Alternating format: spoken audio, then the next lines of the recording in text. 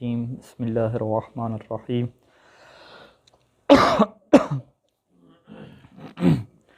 الحمد للہ رب العالمین والصلاة والسلام علی محمد وآلہ اجمعین واللعنۃ الدائمۃ علی اعداء محمد وآل محمد اما بعد وفقنا اللہ وإیاکم للعلم والعمل الصالحین انشاءاللہ تعالی۔ قرآن مجید میں سورہ یونس کی آیت نمبر 20 جس میں ارشاد ہو رہا ہے کہ وَيَقُولُونَ لَوْلَا أُنزِلَ عَلَيْهِ آيَةٌ مِّن رَّبِّهِ فَقُلْ إِنَّمَا الْغَيْبُ لِلَّهِ فَانتَظِرُوا إِنِّي مَعَكُم مِّنَ الْمُنتَظِرِينَ کہ وہ لوگ، وہ مشرکین رسول خدا صلی اللہ علیہ وآلہ وسلم سے جو مطالبہ کرتے تھے کہ آخر اللہ کی طرف سے اور ان کے رب کی طرف سے ان کے اوپر نشانی نازل کیوں نہیں ہوتی، آیت اور نشانی نازل کیوں نہیں ہوتی، تو اس کے بدلے میں اللہ نے یہ کہا کہ فقل، اے حبیب ان سے یہ کہہ دیجئے کہ انما الغیب للہ، کہ غیب اللہ کے لیے ہے، فانتظروا انی معکم من المنتظرین، تم بھی انتظار کرو اور میں بھی تمہارے ساتھ انتظار کرنے والوں میں سے ہوں۔ اس آیت مجیدہ کی تفسیر باطنی میں چھٹے امام سے جو روایت نقل کی گئی ہے کہ جس میں امام علیہ السلام نے فرمایا کہ یہاں پہ غیب سے مراد حضرت قائم عجل اللہ فرجہ شریف ہیں اور ہم انہی کا انتظار کر رہے ہیں۔ گفتگو ہماری غیب کے بعد مرحلہ انتظار میں تھی، اور انتظار کے بارے میں ہم نے رسول خدا صلی اللہ علیہ وآلہ وسلم کا مشہور فرمان نقل کیا کہ جس میں اللہ کے رسول فرماتے ہیں کہ افضل اعمال امتی انتظار الفرج من اللہ عز وجل، کہ میری امت کے جو اعمال ہیں ان میں سے جو افضل ترین عمل ہے وہ امام کے ظہور کا انتظار کرنا ہے۔ یہاں پہ پھر گفتگو انتظار کے بارے میں شروع ہوئی، اور ہم نے کہا کہ انتظار انسان کی زندگی میں دو طرح کا ہوتا ہے۔ ایک انتظار وہ ہے کہ جس کے اوپر انسان کو کوئی اختیار نہیں ہوتا، اس نے انتظار کرنا ہے بہر صورت، جس طرح کہ کسی کا آپریشن ہوا ہے، کسی کا زخم تھا، اس کو پٹی لگائی گئی ہے، تو اب اس نے انتظار کرنا ہے زخم ٹھیک ہونے کا۔ اس انتظار کو اصطلاح میں انتظار انفعالی کہتے ہیں، انتظار غیر اختیاری کہتے ہیں، یا انتظار تعطیلی کہتے ہیں، یا انتظار تعطلی کہتے ہیں۔ انتظار تعطیلی یعنی جس میں انسان نے کچھ بھی نہیں کرنا ہوتا۔ اس کے مقابلے میں جو دوسرا انتظار ہے کہ جسے انتظار فعلی کہتے ہیں کہ جس میں کچھ کرنا ہوتا ہے۔ انتظار اعدادی جسے کہتے ہیں کہ جس میں انسان نے کچھ نہ کچھ تیاری کرنی ہوتی ہے۔ اور ہماری گفتگو جو پہلی ہوئی تھی اس کے اوپر ہم نے عرف سے کہ انتظار کا جو عرفی معنی ہے اس سے انتظار اعدادی سمجھا جاتا ہے کہ جس میں انسان کچھ نہ کچھ تیاری کرتا ہے، اور پھر اس فرمان کے اندر جو بہت بڑا قرینہ موجود ہے کہ عمل سے تعبیر کیا، اعمال سے تعبیر کیا کہ انتظار ایک عمل کا نام ہے کہ جسے انسان نے انجام دینا ہے، تو اس سے واضح ہوتا ہے کہ انتظار سے مراد انتظار اعدادی ہے۔ انتظار تعطیلی کے اوپر جو دلائل قائم کیے جا سکتے ہیں، گزشتہ گفتگو میں ایک دلیل کے اوپر اور اس کے رد کے اوپر گفتگو ہوئی تھی کہ جو دلیل در حقیقت اس بات کو بیان کرتی تھی کہ ہمارے انتظار کرنے اور ہماری تیاری کرنے کا امام کے ظہور کے پہلے ہونے میں یا بعد میں ہونے میں کوئی کردار نہیں ہے۔ اور ان کے پاس روایات تھیں کہ جس روایت کے اندر یہ تعبیر کیا گیا تھا کہ جو اللہ کے دن ہیں، 3 دن مقرر ہیں کہ جس میں قیامت کا دن ہے، موت کا دن ہے، اور یوم القائم ہے، امام زمانہ کے دن ہے۔ تو اس روایت کی تفسیر میں دیگر روایات بھی نقل کی تھیں، اور یہ بات ثابت کی تھی کہ انسان کا جو عمل ہے اس عمل کا بہت بڑا کردار ہے ظہور کے وقت کے آگے اور پیچھے ہونے میں، جس طرح سے انسان کی جو موت ہے اس کے اندر جو ہے وہ انسان کے اعمال کے کردار ہوتا ہے۔ یہ گزشتہ گفتگو تھی۔ آج کی جو گفتگو ہے انتظار تعطیلی کے اوپر ایک اور روایت سے استدلال کیا جاتا ہے، اور یہ روایت الکافی میں شیخ کلینی علیہ رحمہ نے نقل کی ہے کہ جو روایت ابو بصیر سے ہے کہ ابو بصیر امام صادق علیہ السلام سے نقل فرماتے ہیں کہ امام صادق علیہ السلام نے فرمایا کل رایت ترفع قبل قیام القائم فصاحبها طاغوت، کل رایت کہ ہر پرچم جو بلند کیا جائے گا قبل قیام القائم امام کے ظہور سے پہلے، فصاحبها طاغوت تو یہ پرچم بلند کرنے والا طاغوت ہوگا، یعبد من دون اللہ عز وجل، اور اللہ سے ہٹ کے اس کی عبادت کی جا رہی ہوگی۔ تو اس روایت سے وہ یہ ثابت کرتے ہیں کہ امام کے زمانے سے پہلے ہمیں کسی قسم کا کوئی قیام نہیں کرنا، کوئی علم بلند نہیں کرنا، کوئی پرچم بلند نہیں کرنا۔ اور روایت کے اندر بھی لفظ کل آیا ہے، کل و رایتن، کہ ہر قسم کا رایا، چاہے اس پرچم بلند کرنے کا مقصد یہ ہو کہ اسلامی حکومت بنانا ہو، یا اس پرچم کے بلند کرنے کا یہ مقصد ہو کہ کوئی جمہوری ٹائپ کا نظام بنانا ہو، یعنی کوئی بھی اگر آپ دین کے نام پہ کوئی بھی آپ پرچم بلند کرتے ہیں اور وہ بھی امام کے ظہور سے پہلے کرتے ہیں، تو امام علیہ السلام نے فرمایا کہ اس پرچم کا اٹھانے والا طاغوت ہوگا کہ جس کی اللہ سے ہٹ کے عبادت کی جا رہی ہوگی۔ بس اس حدیث سے ان کے بقول یہ ثابت ہوتا ہے کہ ہم نے کوئی تیاری نہیں کرنی، اور ہم نے کوئی قیام وغیرہ اور کسی قسم کی حکومت اور ظالمین کے خلاف قیام نہیں کرنا، بس انتظار کرنا ہے، یعنی ہمارا کوئی کردار اس میں نہیں ہوگا، اور جب امام آئیں گے تو اسی وقت ہی قیام ہوگا اور اسی وقت ہی ساری کی ساری حکومتیں بنیں گی۔ اب اس روایت سے کیا یہی مطلب ہے؟ یہی مطلب نہیں ہے۔ اس سے پہلے ایک مقدمتاً ایک گفتگو کا عرض کرنا ضروری ہے کہ کسی بھی روایت سے اگر آپ نے نتیجہ نکالنا ہو کہ کیا امام علیہ السلام یہی بیان فرمانا چاہ رہے ہیں، تو آپ ایک روایت کے اوپر اکتفا نہیں کر سکتے، کیونکہ یہ ہمارے پاس روایات میں یہ چیز موجود ہے کہ جس میں واضح طور پہ یہ بیان کیا گیا ہے کہ ہمارے کلام میں عام اور خاص ہوتے ہیں، ناسخ اور منسوخ ہوتے ہیں، مطلق اور مقید ہوتے ہیں، لہذا پورے کی پوری کلام کو دیکھنا پڑتا ہے، ہر قسم کی روایت کو دیکھنا پڑتا ہے۔ جیسا کہ الکافی میں پورا باب لکھا گیا ہے کہ جس باب کا عنوان ہے باب اختلاف الاحادیث، کہ حدیث کا آپس میں اختلاف رہتا ہے، اور وہ اختلاف کس قسم کا ہے کہ جس میں امیر المومنین علیہ السلام یہ فرماتے ہیں، اور یہ سلیم بن قیس ہلالی کی ابان بن ابی عیاش یہ روایت ہے کہ جس میں فرماتے ہیں مولا کہ فإن امر النبی مثل القرآن، کہ نبی صلی اللہ علیہ وآلہ وسلم جو امر دیتے تھے وہ بھی قرآن کی طرح ہیں، ناسخ و منسوخ، خاص و عام و محکم و متشابہ۔ اور اسی طرح سے امام رضا علیہ السلام کی روایت بھی ہے کہ جس میں امام نے فرمایا کہ ان فی اخبارنا محکما کا محکم القرآن و متشابہا کا متشابہ القرآن، کہ ہمارے کلام میں بھی دو طرح کے کلام ہیں، ایک محکم ہے، ایک متشابہ ہیں، بس تم کیا کرو، متشابہ کو محکم کی طرف پلٹاؤ اور متشابہ کو بغیر محکم کے نہ لینا، نہیں تو گمراہ ہو جاؤ گے۔ لہذا اس سے یہ نتیجہ نکلتا ہے کہ جس طریقے سے قرآن مجید کی آدھی آیت یا ایک آیت کو ہم لے کے نتیجہ نہیں نکال سکتے، اسی طریقے سے کسی بھی معصوم کی ایک روایت کو لے کر ہم نتیجہ نہیں نکال سکتے، دیگر روایات کو دیکھنا پڑے گا، ایک یہ چیز ہے۔ اور پھر دیگر روایات کے ساتھ ہٹ کے خود اس حدیث کے اندر غور و فکر کرنا، یہ بھی ہمارے لیے ضروری قرار دیا گیا ہے، جیسے کہ علامہ مسیل الرحمہ نے امام صادق علیہ السلام سے یہ روایت لکھی ہے کہ جس میں چھٹے امام فرماتے ہیں کہ حدیث تدریح خیر من الف ترویح ہے، کہ ایک حدیث کہ جسے تم نے سمجھ لیا وہ تمہارے لیے ان 1000 حدیثوں سے بہتر ہے کہ جسے تم روایت کرتے ہو۔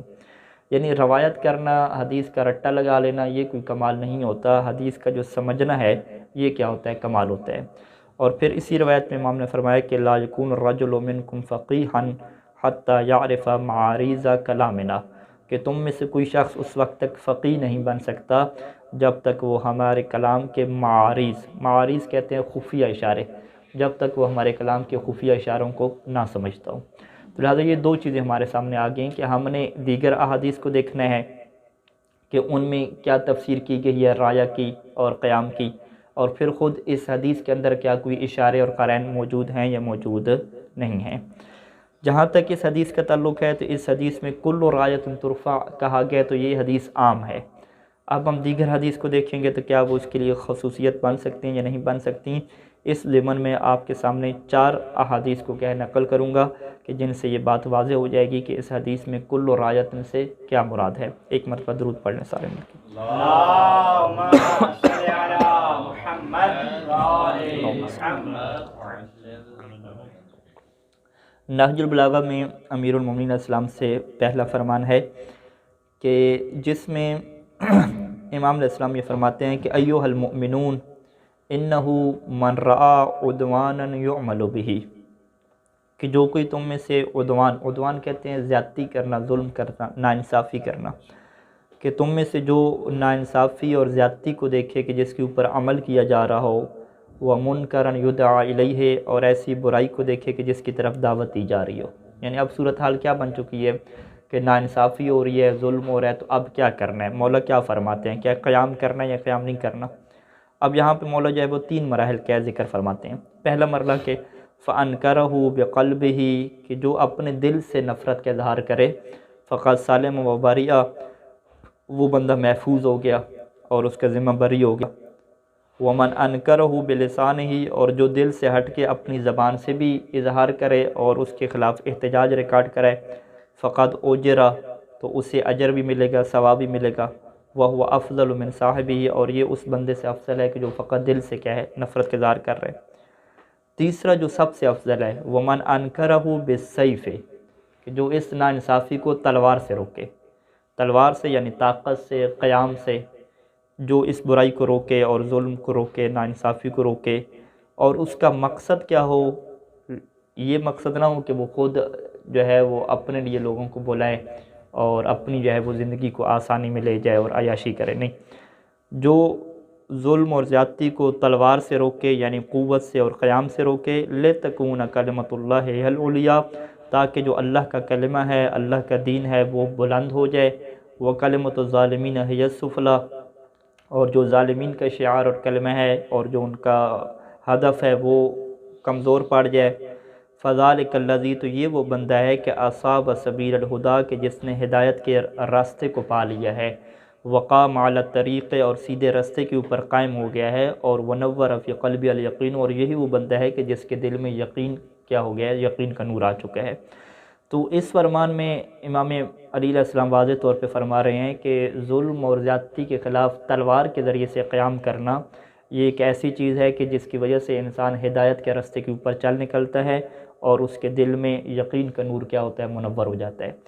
اب اس فرمان کو پہلے فرمان سے ملائیں کہ کل رایتن، کہ ہر وہ پرچم جو قیام قائم سے پہلے بلند ہوگا، تو اس کی تفسیر واضح ہو جاتی ہے کہ ہر پرچم سے وہاں پہ مراد پھر یہ والا پرچم نہیں ہے کہ جو ظلم اور زیادتی کے خلاف بلند ہو، کیونکہ جو ظلم اور زیادتی کے خلاف بلند ہو رہا ہے وہ تو انسان ہدایت کے راستے پہ ہے، طاغوت کے راستے پہ نہیں ہے۔ اور خود اسی فرمان کے اندر اگر آپ قرائن کو ڈھونڈنا چاہیں تو اسی فرمان کے اندر جو سب سے بڑا قرینہ ہمارے سامنے موجود ہے کہ جس میں فرماتے ہیں کہ فَصَاحِبُهَا طَاغُوتٌ، کہ اس پرچم کا اٹھانے والا طاغوت ہوگا، يُعْبَدُ مِن دُونِ اللَّهِ عَزَّ وَجَلَّ، کہ جس کی عبادت اللہ سے ہٹ کے کی جا رہی ہوگی۔ جبکہ اس فرمان میں مولا نے کیا فرمایا کہ اس کا مقصد کیا ہے کہ تاکہ اللہ کا کلمہ بلند ہو، اللہ کا دین بلند ہو، لہٰذا دو الگ چیزیں ہیں۔ اگر ایک انسان اس وجہ سے قیام کرتا ہے تاکہ وہ اپنی عبادت کی طرف لوگوں کو بلائے، اپنی ذاتی اطاعت کی طرف لوگوں کو بلائے، اللہ کے دین کی طرف نہ بلائے، تو یہ طاغوت ہے، اور اس کی امام علیہ السلام نے کیا کیا، مذمت کی ہے کہ امام کے قیام سے پہلے ایسا پرچم اگر اٹھے گا کہ جو اللہ کی عبادت سے ہٹ کے اپنی عبادت کی طرف بلائے گا تو وہ ضلالت ہے اور گمراہی ہے اور طاغوت ہے۔ لیکن جو مولا علی علیہ السلام کے فرمان کے مطابق نہج البلاغہ میں جو اس وجہ سے پرچم اٹھائے تاکہ اللہ کا دین بلند ہو جائے اور وہ لوگوں کو اللہ کے دین کی طرف بلائے، تو وہ سبیل ہدا پہ ہے، وہ ہدایت کے راستے پہ ہے۔ لہذا یہ ایک فرمان دوسرے فرمان کو ہم نے جوڑ کے دیکھیں گے تو نتیجہ ہمارے سامنے کیا واضح ہے۔ اور اسی طریقے سے دوسری روایت وہ بھی نہج البلاغہ میں ہے کہ جس میں امام علیہ السلام یہی بیان فرما رہے ہیں کہ جو لوگ برائی کو دیکھتے ہیں اور اس کے مقابلے میں جو کردار اپناتے ہیں وہ کون سا کردار ہے۔ اس میں مولا نے یہ فرمایا کہ جو اپنے ید سے فَمِنْهُمْ الْمُنْكِرُ لِلْمُنْكَرِ بِيَدِهِ وَلِسَانِهِ وَقَلْبِهِ، کہ کچھ لوگ ایسے ہیں کہ جو برائی کو روکتے ہیں بِيَدِهِ، اپنے ہاتھ سے۔ ید کا مطلب کیا ہے؟ قوت اور طاقت سے، قیام کے ذریعے سے، اپنے قیام کے ذریعے سے، طاقت کے ذریعے سے روکتے ہیں، اپنی زبان کے ذریعے سے روکتے ہیں اور دل کے ذریعے سے بھی روکتے ہیں۔ تو یہ وہ لوگ ہیں کہ جن کے اندر المستکمل لخصال الخیر، کے خیر کی ساری خوبیاں ان کے اندر کیا مکمل ہو چکی ہیں۔ اور پھر فرمایا کہ جو قیام نہیں کرتے، اپنی طاقت سے نہیں روکتے، فقط زبان اور دل سے روکتے ہیں، تو ان کے اندر فقط جو ہے وہ خیر کی 2 خصلتیں ہیں اور ایک خصلت کو انہوں نے ضائع کر دیا ہے۔ اور جن لوگوں نے فقط دل سے کیا ہے نفرت کا اظہار کیا ہے، زبان سے اظہار تک بھی نہیں کیا، تو ان لوگوں نے جو اشرف الخصلتین ہے، یعنی خیر کی جو 2 اشرف اور بنیادی اہم خصلتیں ہیں ان کو انہوں نے کیا کیا، ضائع کر دیا۔ اور ومنہم، اور کچھ لوگ ایسے ہیں کہ جو نہ زبان سے نفرت کا اظہار کرتے ہیں، نہ دل سے نفرت کا اظہار کرتے ہیں، نہ ہی ہاتھ سے اور طاقت سے نفرت کا اظہار کرتے ہیں، قیام کرتے ہیں۔ فذالک میت الاحیاء، تو یہ چلتی پھرتی لاشیں ہیں، یعنی چلتی پھرتی لاشیں کن لوگوں کو کہا کہ جو لوگ جو ہے وہ کسی قسم کا کوئی قیام نہیں کرتے، تو ان لوگوں کو چلتی پھرتی لاشیں کہا۔ تو لہٰذا اس فرمان میں امام علیہ السلام مذمت کر رہے ہیں، اور آپ پہلے فرمان کو لیں کہ جو قائم سے پہلے جو پرچم بلند کرے گا تو وہ طاغوت کا ہوگا، تو دونوں کو اگر آپ جوڑیں گے تو آپ کہیں گے کہ کل رایت سے وہاں پہ مراد کون سا پرچم ہے کہ جو گمراہی کے لیے اٹھے، جو اللہ کے دین کو تباہ کرنے کے لیے اٹھے، وہ کیا ہے، طاغوت ہے۔ جو اللہ کے دین کی خاطر اٹھے وہ طاغوت نہیں ہے۔ تیسرا فرمان الکافی میں مرحوم قرآن الرحمن اس روایت کو نقل فرمایا کہ جس میں امام علیہ السلام فرماتے ہیں کہ من رفع رایت ضلالت فصاحبها طاغوت، کہ جو گمراہی کا پرچم بلند کرے گا تو ایسا بندہ کیا ہوگا، طاغوت ہوگا۔ اب اسی فرمان کو آپ پہلے فرمان جو عام ہے اس کے ساتھ آپ جوڑیں کہ عام فرمان میں کیا کہا کہ کل رایت ترفع قبل قیام القائم، اور اس میں کیا تعبیر کیا کہ کل رایت، اس میں کیا فرمایا کہ من رفع رایت ضلالت، وہاں پہ کل رایت ہے، رایت میں تفسیر نہیں ہے کہ آیا وہ جو پرچم ہے وہ گمراہی کا ہے یا ہدایت کا ہے، لفظ کل کے ذریعے تعبیر کیا، اور اس روایت میں تعبیر کر گیا کہ من رفع رایت ضلالت، جو گمراہی کا پرچم اٹھائے